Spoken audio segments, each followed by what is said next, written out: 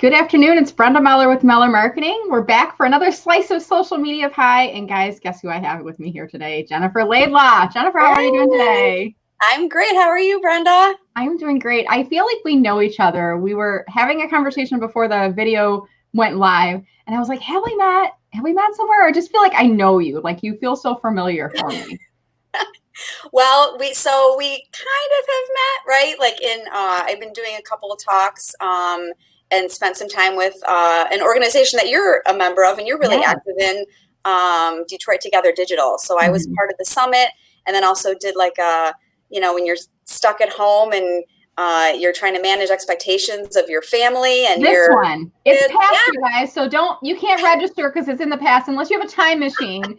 But I was like, when you had the session, I was like, oh, I know her. I'm going to go to that. And I had another LinkedIn Live. I think it was actually Diane Darling, if I'm not mistaken. It was the same date and time, or else I would have pushed it and rescheduled. But what a perfect topic, for the world, right. Still today even. But you're a speaker. You've done a lot of speaking engagements, and I feel like I know you too because we interact a lot on LinkedIn. Like you'll post, I'll comment, I'll post, you'll comment, and I'm just like, oh, Jennifer's here again. She's commenting. And well, yeah, Brenda, you're like a LinkedIn ninja. You're all over the place. I love it. Yeah, I love it. You make it easy. Yeah, well, it is such a delight speaking with you today. So we're going to get the conversation started in just a few minutes here, guys, and we're actually going to be having a great chat today. So when I invited Jennifer on, I said, what do you want to talk about? Pick anything you want. And Jennifer said, let's talk about this. My company's values are awesome. My company's culture sucks. Where do we go wrong? And I told her, I'm like, I think this is the first time I've had the word sucks in a LinkedIn Live topic. But I got to say, I'm kind of looking forward to it. I think this is going to be a really fun discussion today. Yeah, well, I know. And I'm not a big use, crude words. It's not the worst word ever, but it's kind of bad. But it really does feel that way when they don't match, when a company's values and you're expecting something to feel a certain way or behaviors to be a certain way. Yeah. And when they don't match, sucks is the word that came to mind. I mean, there's a lot of adjectives, but that one just really kind of put it in a nice little category bucket. So we're going to get started with that in just a minute. Before we do so, guys, I just want to remind you, you're going to see the little ticker that's running below. Please comment below and let us know where in the world you're watching from. We can't see you until you leave a comment. So we can see that there's viewers, but we can't actually see you until you start leaving comments. And I can actually go into the comments and I can bring them up on screen. So look at this, Jennifer. We're already international. We have Samantha joining us from London. So there we have, I know we have at least one guest. I'm sure there are others, but that's why I like to invite people to leave comments below. And we have Paul Sherwood. Do you know Paul? He's in Macomb, Michigan. I don't, but now I do. Hi, Paul. You should connect with Paul. Paul's a good guy. There's a lot of, I feel like all the cool kids kind of know each other, all the positive people, like we're all interconnected somehow. Paul's a good person to connect with. And then we've got Chris joining. I don't know about the LinkedIn Ninja. I feel like somebody owns that already. Who is it? If you're watching right now, if you're the LinkedIn Ninja, who are you? I feel like somebody has that. I want to say it's like, I know Jeff Young at one point had a LinkedIn something on his, and then Andy Foote, you had something on your profile. I don't know if either of you guys are watching, but I feel like that's something. But I do like that, sharpening and marketing swords to cut through this clutter. I could go with that, really. So cool stuff. So I'll continue to throw comments up on the screen as we get started. But Jennifer, if we could, before we jump into our conversation about company culture and values, why don't you take a few moments and describe for the viewers watching us today, who are you? What's your business all about? How'd you get started? Tell us a little bit of that backstory. Well, thanks, Brenda. So I'm a fairly new business owner. Went out on my own about a year and a half ago after working for a digital marketing company. And I've also worked in chemical engineering that's my background, which doesn't make any sense, right? But what I do now is talent development. So after working at a company, a digital marketing agency for almost 13 years and seeing them grow and change and evolve, and the culture there was just amazing. Mm-hmm. And working there for a long period of time, I ended up being in talent development and doing training, learning, development, those type of things. Found my true calling in doing that. So I've had a lot of experience doing all kinds of different things. but recognizing that they were all really in support of the culture of that digital marketing agency. And so I couldn't get the thought out of my head that like what I know how to do would be helpful to other businesses going through those same struggles, right, of growing and maybe not having the HR or the talent portion of a company already kind of firmed up and ready to support that growth in a way that made the culture, that promoted it, that grew it, and that changed it if it needed to change. So that's why I struck out on my own about a year and a half ago. That's awesome. So were you one of those people who you just like left corporate and you had the dream and you started the business, or was it kind of a side hustle and then you're like, okay, I'm gonna leave? I mean, what was that process like for, if you don't mind, sharing for us? Yeah, so I've been thinking about it for a while, and by a while I mean like maybe a year, and then reached out to a friend who had struck out on her own years and years before, and just started talking to her about what was it like, and I don't know if I'm the right type of person. And her name is Jackie. She was like, you are the kind of person, you should do this. It's going to be great. And I was like, oh, I don't know, Jay, I'm not so sure. So then it was a couple months later, and then she reached out to me with some opportunities for clients that she had that needed the type of things that, I worked with her before, so she knows what I know how to do, that needed a boost in culture with talent development. So I started finding some opportunities and then just decided this is really what I want to do. The company that I was with, I love. They're mostly fine. Yeah. So I don't know. It was kind of it.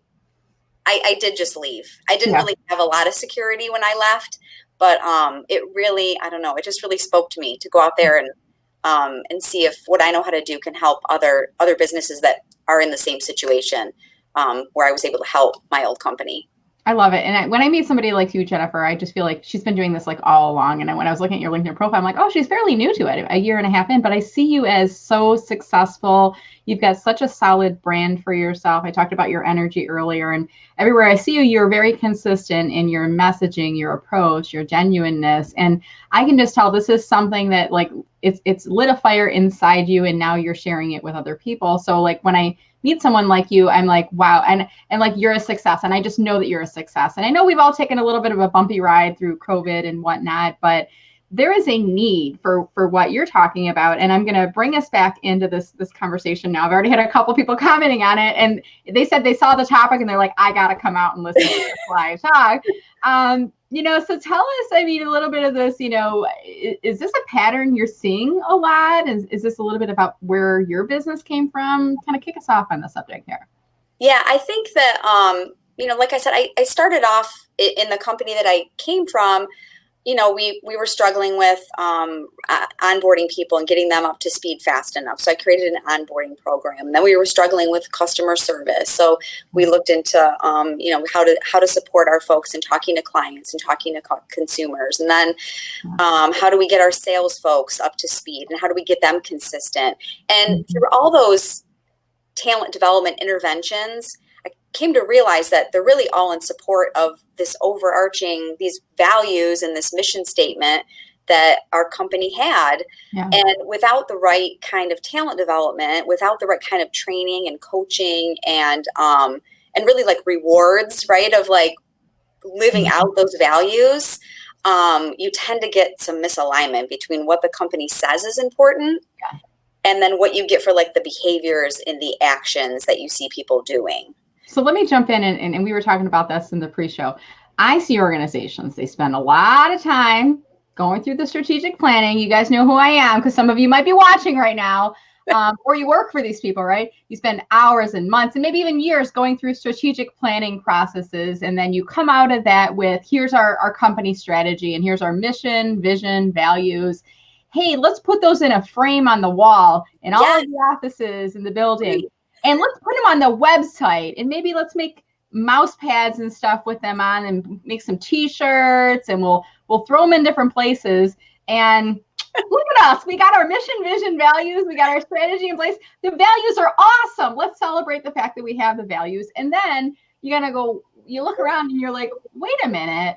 we got people leaving right and left over here. Our productivity is low.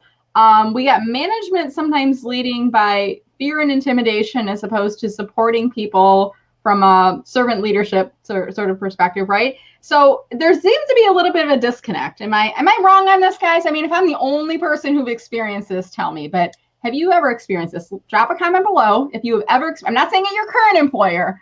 Ever experienced this, a misalignment? Drop a comment below. And Jennifer, what would you say to that? Yeah, so I think I have that Mousepad that you're talking about. Or like a little magnet or like a little calendar magnet that says what's important, and doing, having a mission statement, having a purpose, having a strategic vision for your company, and having those values written down. Those are important, great things. Yeah. Mm-hmm. But it's just where the work begins, right? When you define all those things, and a lot of times, especially in slightly larger companies, there's a group of top line leaders that come together and create that strategic vision and those values for what they want, but it doesn't trickle down to the behaviors and the words and the actions and just the feelings of the frontline team members, right? So, like, Brenda, I can think of a couple values that companies have, right? Like, innovative. Let's be innovative. We're innovative. That's a good one. That sounds good. That would be good. Remember they had like the little blocks, like every block, it was like a Rubik's Cube. It would say like innovative, diversity, transparency. Lovely words. They're lovely words. And to be innovative, it is a great thing. I think, we've gone through all this COVID stuff. If you have to be an innovator, right? To pivot and move forward. But if you just write, we're innovative, innovation comes with some things that you want people to do. You want people to take risks. You want people to be able to work together and brainstorm and present ideas that are positive, that we don't judge each other's ideas, right? Like a good brainstorming is really just putting out the most ridiculous things you can think of and building off of that, right? So when you want innovation, you have to be okay with some risk taking. And with risk taking comes failure. And sometimes though you fail, you always learn, right? Failure always comes with learning. And so to reward risk taking and learning as opposed to just rewarding success, right? Like those things are required. And if you don't set up your leaders and your teams to be okay with those things, you end up getting the wrong behaviors, right? Rewarding the wrong things, rewarding comfort and safety and what we've always done, and one person succeeding, or, the loudest voice in the room, their idea wins, right? That's not going to give you innovation. Right. So, having that guidepost of those values is really, really important so that everyone understands what it means and where we want to be. But it's really important too to actually do the hard work of talent development and coaching and setting up your team so that you get the culture of innovation. Not just the word on the magnet, right? Or not just the word on the Mousepad. The coffee mug. Does anyone have a coffee mug that says like innovation and the company logo on it? Because I would love to see that. So how do you get to the place? And I think about, there's different tools out there, Jennifer. Maybe you know of others. Like employee surveys, or how do you get to the place where you can truthfully acknowledge if there is a disconnect between the values that you've created in the culture, that's not seeming to be supportive. So how do you get to that place? Yeah, I mean, surveys are a great thing to do. Like I personally, I don't run that side of it for clients, but I will. A lot of them do it already, so they recognize there's a problem. They just don't really exactly know what it is. So people, like your good people, will start leaving, right? You'll get a lot of attrition. Productivity will be low. Morale feels low, and you just can't put your finger on it, right? Like it seems like, well, we said we want to be innovative. Why aren't we innovative? We said we want to be collaborative. Why aren't we collaborative? Right. It is just really looking a little bit deeper into what's actually happening. And a lot of that is really just, it's going to depend, case by case on the company, what's going on. But a lot of it is what are the behaviors that leaders are rewarding, frontline leaders? Like, how are we rewarding people for living out these values? How are we recognizing people? How do people want to be recognized? And have we brought in the right people that want to do these things? Having a workforce whose values match your own values, it's a much easier start than trying to change somebody into. I always use the term, you want to hire. Like if you have a company of squirrels and you want, and like you're fast paced, then it's easier to hire a squirrel and train them to do something versus hiring, I don't know, a different animal. A turtle's a slow, right? Yeah, right. No offense to anybody who owns a turtle out there. Turtles are awesome. Turtles are awesome. And the culture of turtles would be great for something that is like, legal or, something that should move slower and should be more careful. Right. So it's just, like Paul's saying here, it's all just buzzwords. Yeah. Right. And we have to be clear that like, hey, when you say innovation, that comes with behaviors and recognition and promoting certain actions and certain mindsets of the people that work at the company. I'm getting all fired up now. Yeah. To be that way, right? To be innovative. So it's not easy to do. It's not easy even to create your values, but once you determine them, what you want them to be, it's really important that they match, that the culture matches what you say those values are. And a lot of times it's just not the case in my experience. Yeah. It's sad, but that's why there's a market for people like you, right? You can help people, little plug, shameless plug there. You can help people to get unstuck. I mean, if they're at that place where they are realizing there's a misalignment and, it sounds really good what we've put together, but we're not having, the actions come. Now we have to do the Wilson when we get the tall comments like this, Jennifer. Do you remember Wilson from Home Improvement, guys? And he used to have to go over the fence. Yes, like the little person. I'm discovering things from StreamYard. So it seems like any comments of like more than 2 lines, they start to hide people. Like the 3 comment lines are okay. They get a little bit high. The 1 comment lines are the best ones. I wish that StreamYard would allow me to shift the screen up a little bit, but that's what we have to do with. So the really long comments, sometimes I skip them because I especially if I like my guests, I don't want to hide their faces. That's kind of rude, But no, so I mean, you've definitely got your work cut out for you. I think there's a lot to be said. And I feel like, especially if an organization is going through this process of strategic planning and they are reinventing their values. And, I remember for years, it was like all the organizations were working towards their 2020 strategy because it was a nice rounded year. How often do you see companies going through a process of reevaluating themselves? Is that yearly? Is it every 5 years? Is it 10 years? What do you see there in terms of like what people are doing? So in my experience with clients I've worked with, it's sometimes every like 5 years, right? Mm-hmm. But then there's this yearly, are we headed in the right direction? Does this still make sense? Do we need to pivot and change? Like, or there could be some, unexpected world impacting event. Yeah. Like coronavirus. COVID? I don't know, maybe. Okay? Yeah, I think that we need to revisit this now, right? Yeah. Instead of waiting, we're not due for another 3 years, so we should just wait, right? It's interesting, like talking about coronavirus. I think that companies with cultures that align to their values, I think did a lot better in, working through the past couple months.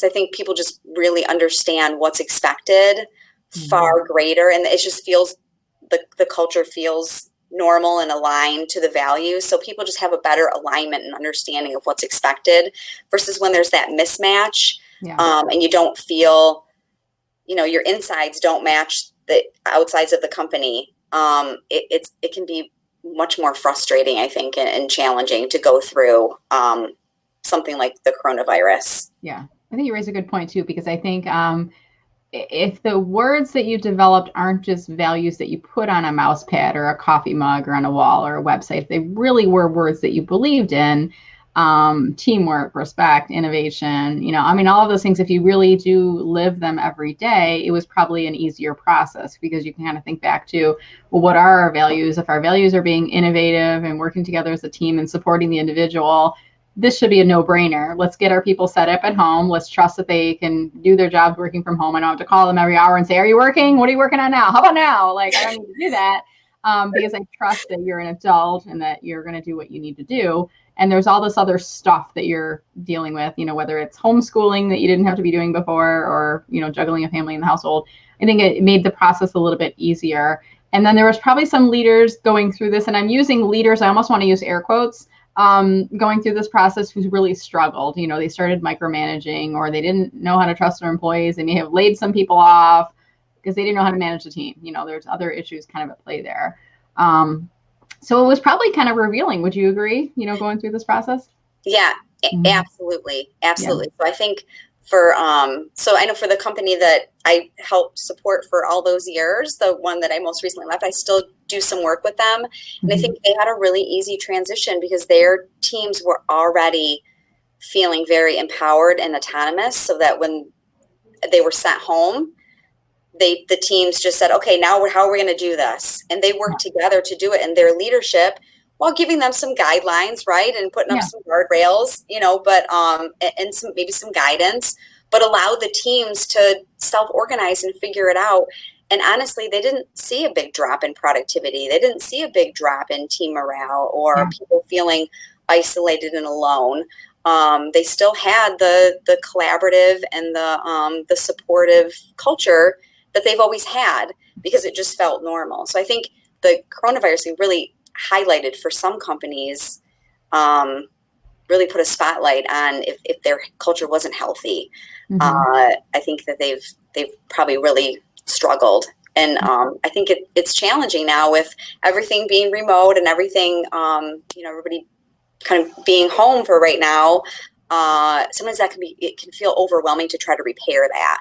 And try to, shift the culture into something more positive when you can't sit in a room and look in people's faces and have those difficult conversations face to face. Yeah. What's challenging too is I've heard, like, before, there's this whole Zoom fatigue concept that's out there now too, where, before, when you were in a meeting, if you're sitting around the conference table, you're kind of seeing the person in front of you or the direction that you're looking at one face at a time.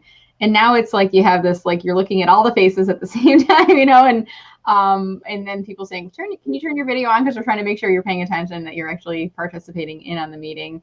But I think, companies that are they're understanding we're all in a different environment right now. And, sometimes you might have a cat walking or a kid coming up behind you, or spouse slamming the door, forgetting you're on a conference call or things like that. So they're trying to be, I think, as flexible as they can. Yeah, well, so you said that the cat and my kids, this is going to sound, nobody called Child Protective Services. They're old enough, but they're locked in the basement. I'm going to have a live show. I can't have a cat like walking across in the middle, right? That's awkward. No, but you're right, Brenda, about the Zoom thing. So it can make it really, even facilitating what I used to do in person, trying to do it here online. You're paying attention to so many different things, and it's really hard. It's much more difficult to read the room or to see who's struggling and be paying attention to all the faces. Our brains aren't wired that way. When you're in person, facilitating difficult conversations and facilitating learning and people being uncomfortable and making leaps in their own personal development, it's easier. And this creates an extra barrier for me, quite honestly, just between us, right? As a facilitator. It's just me and you talking right now. Nobody else is listening. It's totally fine. It makes it so much more difficult to know if someone, like, do you agree with what we're trying to do here? Or, I get you get somebody, does this. It's harder to catch that when you're online, because that's a great opportunity when someone rolls their eyes at something I said. I know that, like, you don't like what I said, so help me understand why you don't like that, or like you don't believe me when I said that, and so help me understand why. And a lot of times this online, you miss those things, or somebody's not on camera, they're gonna go off camera, roll their eyes, and then come back. Turn the camera off, and then it is kind of like you said. I remember situations too where I might be sitting, and one of my kind of team employees is sitting across from me, and there's somebody in the room who's kind of going on and on and on, and we just do this, like, you make eye contact, but it's not an eye roll, but you're both going like, It's like Jim from The Office when he would look up at the camera and just stare at the camera, dead man. My son and I do this all the time. If there's some situation going on at home or out in public, we'll just look at each other.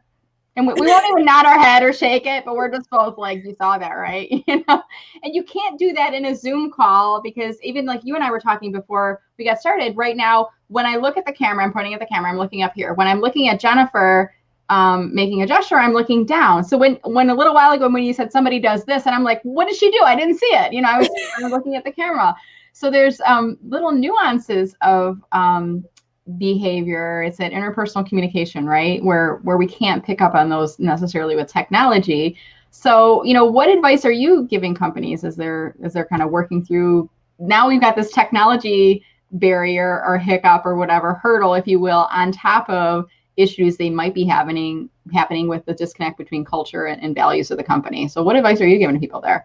Yes, that's a great question. And just before I even ask, like, see the lighting here too? This is other things you have to worry about, right? The light coming in from here, it's not cloudy enough. So, right. Yeah. Hey, we do the best we can, right? We guys, this is not like professional. You didn't pay anything for this thing. You get what you pay for. This is what you get.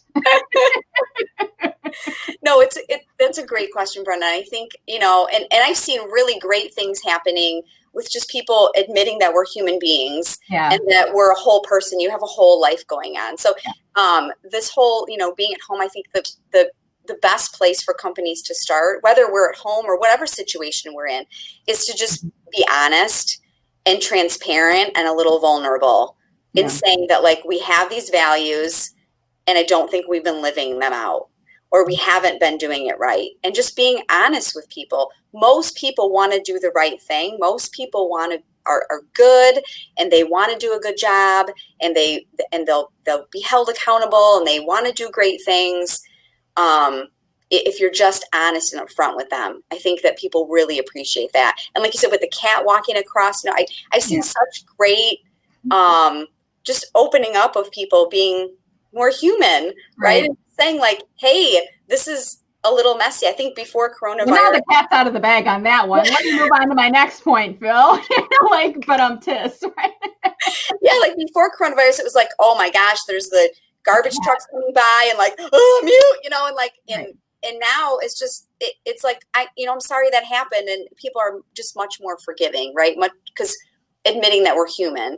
And I think that that maybe even creates a window for companies to say, you know what, we've noticed that our culture, it hasn't been living up to what we want it to be. And like, we haven't been living up to these values, and we want to start doing that and getting really the team involved in helping decide what that looks like and how that should happen. Because I think when things come from top down only, it doesn't feel authentic, right? It doesn't feel as real. And a lot of times, sometimes those values that you wrote down in that strategic plan that you wrote down, the frontline people have no idea what the hell you're talking about too, right? So it's important that getting the team and getting them all involved in what that looks like, it is really important too. I think just the honesty and the transparency and the vulnerability is a great place to start. Yeah, and I think it takes a special person to admit if there's a disconnect with the values, and to question that.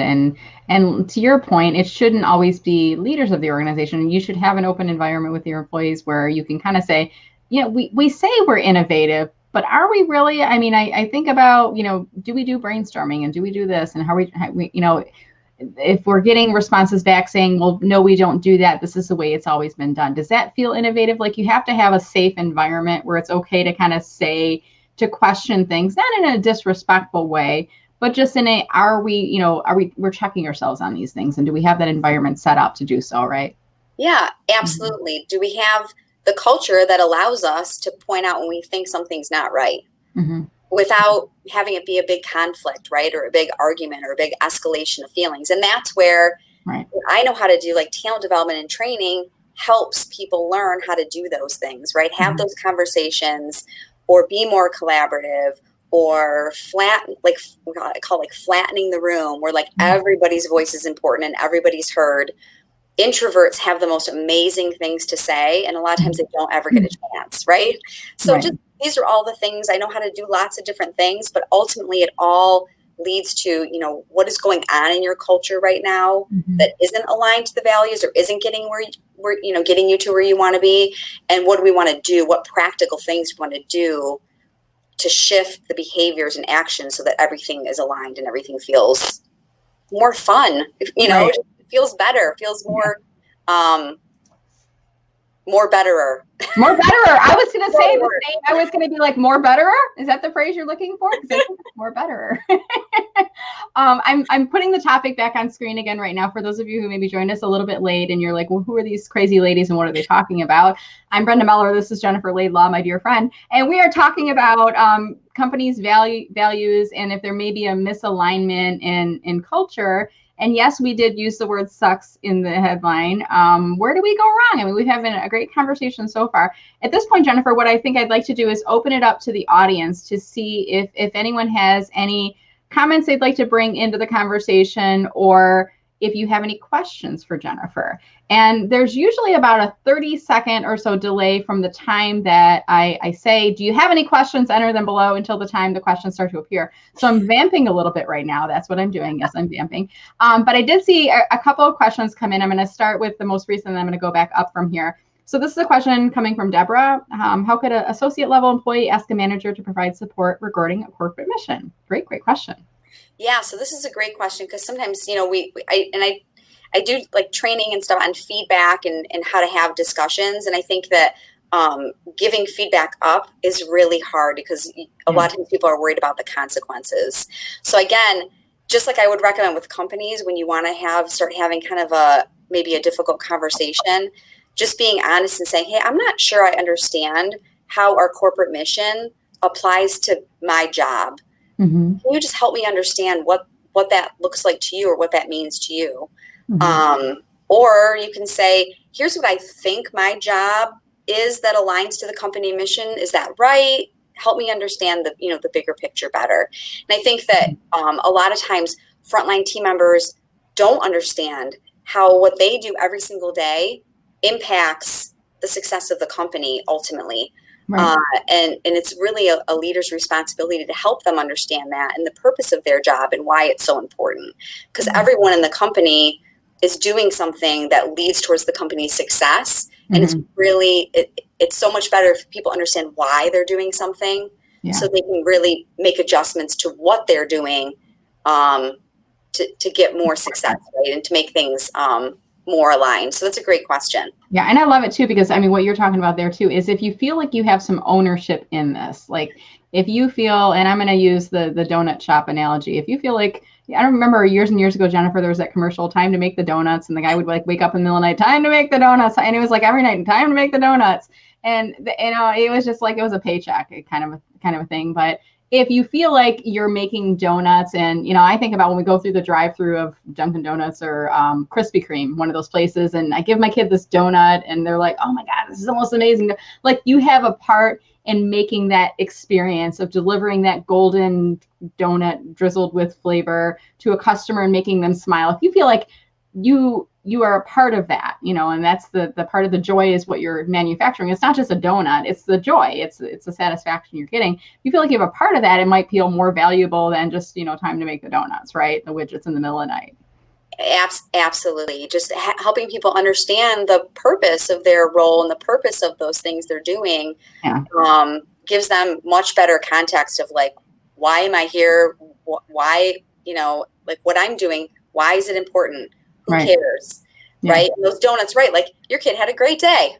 Yeah. No, we had like donuts, Krispy Kreme, you go through, you see that hot donut sign. I'm like, oh, we gotta go get a hot donut right now, So here's another question. I actually think there's Randy says, what if there is no culture established? I mean, I would challenge that. I think, isn't there always a culture, like whether it's been defined or not? Jennifer, what are your thoughts there? Yeah, so it's happening whether you say what it is or not. Yeah. Even in a company of one, there's a culture happening. It just happens to be easy to control because it's just you. But then there can be lots of blind spots because it's just you. But there's always a culture. It just might not be named, right? Or we might not know what it is. Yeah. But if a company's so young and it's so early that you really feel like there's nothing named, that's a great opportunity to start, get those folks together and start defining what is our culture, because it helps align expectations between all the people that are in the company very early on. And, what culture do we need to support the mission, values, strategy of moving forward? What are those behaviors and actions and things that we want to see in our culture, and start defining those, and then doing the hard work of living up to them. Yeah, really great point. And yeah, the culture exists whether you define it or not. So you can let the culture be defined by your employees or by the lack of culture, or you can put a strategy in place for creating the culture that you want. And we had a follow-up question. So what if the manager isn't supportive? So you go to your manager, I think you're asking the question about the mission and, how do I fit in? What if your manager's not supportive of that? Jennifer, what's your advice for Randy? Yeah, that's hard, because a lot of culture, the culture of the company, huge frontline leaders have a huge impact on what that looks like. And if you don't have, managers and frontline leaders aligned to what the stated values and stated the desired culture is, that's incredibly challenging. I don't know if I have a great answer. It really would have to be like coaching for that manager. And sometimes people just aren't a good fit for a company. And sometimes their values aren't aligned to the values of the company, or sometimes the culture isn't aligned to how I want to work and how I want to, spend how much of my time in my life, right, working for a company. So that's you make a choice. I mean, they always say, like, as consumers, we make choices with our pocketbooks. We choose where to spend our money. We choose whether to go to Krispy Kreme in Dunkin' Donuts or Panera Bread. I'm going to go to healthy now. Panera Bread, and I get my sprouted bagel with the avocado and the eggs and all that other good healthy stuff, right? So I can choose to spend my money there. And it's the same thing as employees. You choose. I mean, you are not a tree. You can move from where you are, unless you have a contract in place that says you can't leave, or else you're going to be penalized and you have to, pay a fine or whatever. Most of us don't have that. Most of us work for at-will employing situations where we can choose to move. So, I mean, I've had some of those situations where I wasn't clicking with the manager I was working with many, many years ago. And I started networking within the organization. I found other people that I could feel like I aligned with their values a bit better. And I might reach out and say, is there an opportunity? Is there a movement within, opportunities to move within your department or other places? Or if not, am I no longer a fit here at the company? Have I outgrown this role, this manager, or do I need to move on? And then you make a change, just like we make a change with our pocketbooks as a consumer. As an employee, you can make a change of employment status and, choose to work for an organization whose manager is more in alignment with that. So, sometimes you can't fight City Hall, right? You gotta just go elsewhere and move on. But other times you can try to work within the organization and find other people. But it is a sticky situation, I think, given the current environment as well, where things are now online and a little bit more challenging, right, Jennifer? Well, and Brenda, you asked me this question way in the beginning of our conversation. How do companies know when they maybe have a misalignment between the values that they want and the culture?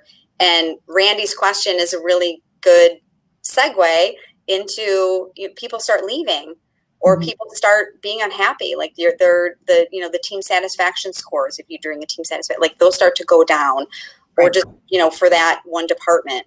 And that's where, those top level leaders or those higher level leaders, really it's their responsibility to be paying attention to those types of things. So they start recognizing we have a problem, like people are unhappy. We're losing good people. Productivity is down. Our clients are a little unhappier than they used to be. What's going on? Why is that happening?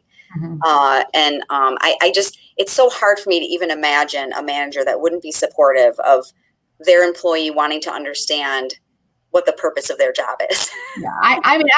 I imagine many people on the call right now that are watching, they're going, oh yeah. Like I think, it's hard to say you haven't worked with somebody like that, who rolls their eyes at the upper management. You don't feel like they have your back. They don't really understand. They're kind of at the mediocre level. They don't want to see overachievers in their department because that person might be promoted above them. So they're going to keep everybody kind of at a certain level. But be that as it may, we have another question. We have two more questions. We're gonna change gears here. So Deborah had asked a question earlier about associate asking a manager to his bride, provide support regarding a corporate mission. And then a follow-up question to that. For example, if the company strives, this is very interesting. If company says they strive for inclusion, but they rarely hire from within. So there's a huge disconnect there, right? Yeah. So I guess if you mean like, inclusion, like looking at your current employees, your current team members, and, wanting to find them, grow them, right. And increase their responsibilities and salaries and all that great stuff. Yeah, I mean, it really does depend what the company's values and mission and purpose is. If that's one of their big things is, hey, we want to be promoting folks within. We want to provide opportunities for the people that have been at our company and keep them growing and whatnot. Right. And those folks have the behaviors and mindsets and they'll do they do the right things to move the company towards that strategic goal. Then they should be moving them up, right? But if a company is trying to go in a different direction, that might be why they might want to look outside the company if they're looking to do something different. So if they're always hired, and you're gonna, because I don't want to use a bunch of swear words, but sometimes we hire really smart people that know how to do something, but they're slight a-holes, like they're just a little bit mean and they're not fun to work with. And they are a little condescending and they just make everybody feel bad. But we hire them because they're so smart and they know how to do this thing. But they're toxic. Yeah.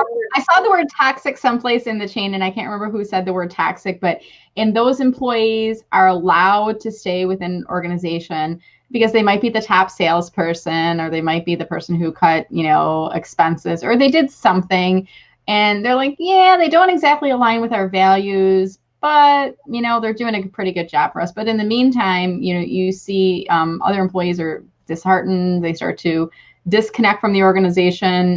They move from being highly engaged employees to actively disengaged, and then they leave the organization because these people are kept into place. So definitely it can be a challenge, right? Yeah. And it's hard sometimes to let go of that talent, right? The skill set. But I talked about hiring squirrels versus hiring turtles, right? So I would say, like, you hired a really smart turtle. That just isn't a good fit. Like that person is not helping all the other squirrels be better, right? And work better, faster, and happier. So a company with good company culture that knows who they are and knows who they want to be, gets rid of the toxic people that are not aligned to the values that they want to promote. Yeah, in the long term, the company's better off. In the short term, maybe it's a little bit of pain, replacing that person, but moving on, I think we'll take the last question, then we're going to kind of start to wrap here. So David is asking, is there an opportunity during Covert for managers to help promote or improve the culture within their department or group? Do you have any suggestions on that, Jennifer? I think it does present a unique opportunity because you get this little window into, like, here's my house, right? Like, and I'm looking at Brenda's house. You get a little window into people's real lives. So David, I would suggest really just, again, going with like honesty, transparency. And the question you asked me, I would ask the team directly and just ask them, like, hey, what do you guys, how can we work better together? Here's our company values. Let's pick one and let's talk about it as a team. What does that mean to us? What does that mean to each of us individually? And do we do a good job living that out? Or are there opportunities for us to do better? And then, if you're the leader of that group, being willing and vulnerable enough to say, I don't know if I've always done a good job with this value. And here's what I think I could do differently. What do you guys think about that? Right. And so I think a lot of the changing hearts and minds is about being human and being vulnerable and being honest about maybe where we've been, but saying, like, hey, this is where we want to go. This is where I would like us to go. And I can't do it by myself. I need the whole team to help move us there. So hopefully that was helpful. I don't know. Yeah, no, that was great. And I think what I heard too is, asking for that feedback and being open to that as well. And, just sometimes, managers don't always have all the answers, but I think sometimes they can ask the team too and say, how's everybody feeling like we're doing right now? Are there opportunities for us to be better? And whether it's asking that in the group session and asking for the group feedback, or sometimes in a one-on-one, maybe you don't want to have it over Zoom where you feel like everything's being recorded, but maybe you're on a phone and you're just saying, and I've heard of this situation through COVID where managers are calling their employees one-on-one, and it's just their mental health check-in for the week. Hey, Jennifer, how are you doing? How are things? Is there any, and as a manager asking you the question, is there anything I could be doing better to help support you in your job? And having that just a little bit of a window of an opportunity for you to say, gosh, I appreciate you asking the question. I'm sure we have a standing phone call at 4:00. I've got little ones, that's snack time, and usually it's hell at our household at 4:00. So, if it's okay, I might be late to some of those calls. Like, you might not feel like saying that in the 4:00 phone call, but if your manager were to pull you aside and say, is there anything I can do to support you better? And think about how engaged your employee is going to be if you know that the manager is really looking out for your interests. So that's what I heard from your statement, one of my takeaways from that. Yeah, no, right. And I think that, it definitely is important if you're going to ask in a group about what we can do better. Right. That as a leader, you're willing to be vulnerable and say something first. Right. And then when other folks share things, sometimes, I wrote an article a while ago, like, you can't handle the truth. Because sometimes we're like, oh, sure, I want people to tell me when there's problems. I want people to tell me when they're unhappy. But then when they do, Yeah, you got to take it because you asked for it. You got to take it. You got to be really proud. Yeah. So, if you have the trust of your team to be able to do that, and if you don't, starting with, I want you to be able to talk to me about this, and I recognize that maybe I haven't always been open to it. So usually starting with self first, when it comes to sharing something vulnerable or uncomfortable, you demonstrating that first is a good first step. Awesome. Well, as we start to wrap the conversation here today, I'm going to pull up on screen here for you guys. Jennifer is on LinkedIn, and I'm going to pull up her URL at the bottom. Are you presenting in a group? What's happening there in the background? It looks like you've got the room is riveted, listening to your every word, hanging on your every word. Where were you presenting? What was that event?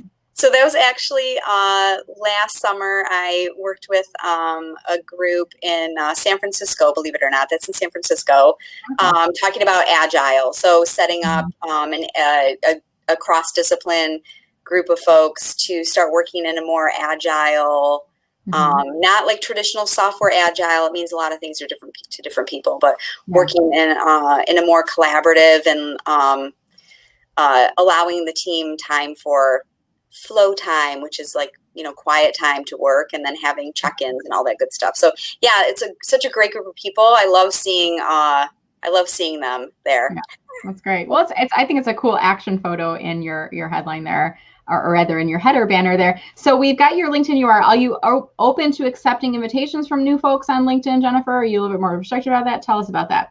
So I really like to connect with folks who I know, but also, like, I feel like, now we kind of know each other. We've been spending a little bit of time together. So if you do want to connect with me, I think that's great. If you please, though, in your messages, let me know that you saw Brenda and I talking today, and that helps me know, that you're not a stranger, that you're a good close friend now. That been a part of our little circle here.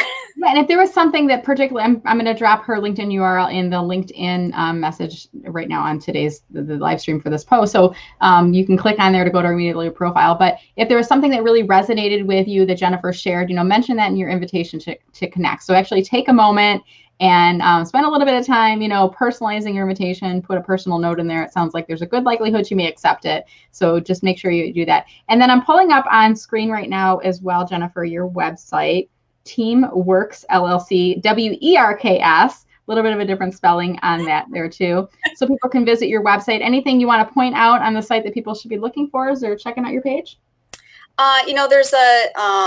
There's a things to read. So those are little articles, like free, just little things. Some of it is going to sound a little bit familiar to what we talked about. Like I mentioned, like, oh, can you handle the truth? Right. But that's a good place to start to get to know what I do a little bit better, and get yourself some maybe some free information. Okay, awesome. No, I love sharing little nuggets and resources. And sometimes when I pull websites up on screen, I'm like, oh, what should we be looking for as we're looking at the website? And I mean, you know the site like the back of your hand. So it's easier for me to ask you that than me going, poking around and trying to find something else on in there. Jennifer, thank you so much. This has been a delight. Any closing comments, anything you're working on right now that you'd like to tell us about, shout outs you want to give, people you saw coming up in the name feed that you want to say hi to, or anything else before we wrap here today? No, I really appreciate coming and talking to you today, Brenda. I feel like, we haven't talked really one-on-one a bunch before, so I look forward to sitting and having a coffee with you or something in person when they let us out of our homes and we can go, gather in groups again after we're all vaccinated and whatever that looks like. But no, I really appreciate the time. This is what I love to do, is just, sharing knowledge and supporting people and helping people feel better and more confident about going to work and feeling like they can be their whole selves and their authentic selves, feel more confident and just happier at work. So hopefully, Jennifer, I love you, Jennifer. I love you. Seriously, this was a great conversation. There were so many great positive nuggets that came out. Before you guys leave the video today, please leave a comment below. Say something that that resonated with you today. If there was something compelling, if you just liked the topic and you came in, if you enjoyed the conversation, leave a comment below. I'm gonna make sure to share the playback links with Jennifer, both on Facebook, LinkedIn, and then we'll put this on YouTube later on. But there were so many good things, and I just love surrounding myself with positive people like Jennifer who see the power of an organization holistically, not just leadership and employees, but collectively as an organization. And I can't say enough, Jennifer, about your work is so needed and so necessary. So thank you for doing what you do. And thank you for being passionate about this topic of culture and values. It's such an important thing right now. Oh, well, thanks for having me. It was fun. Yeah. All right, guys. Well, stay safe and stay healthy. And I'll just remind you as we're wrapping up here today, please go to mellermarketing.com/subscribe and you'll get notifications of my future LinkedIn live videos. I also send out LinkedIn strategy tips, and I'll talk about some of the upcoming events, things that I'm working on as well. So that's it for us today. It's Monday. We're going to go out and tackle Tuesday next, right, Jennifer? Go get them. Just right. Lots of opportunities ahead for the week. Yeah, awesome. All right, guys, stay safe and healthy. We'll see you soon. Take care. Bye, everybody. Bye-bye.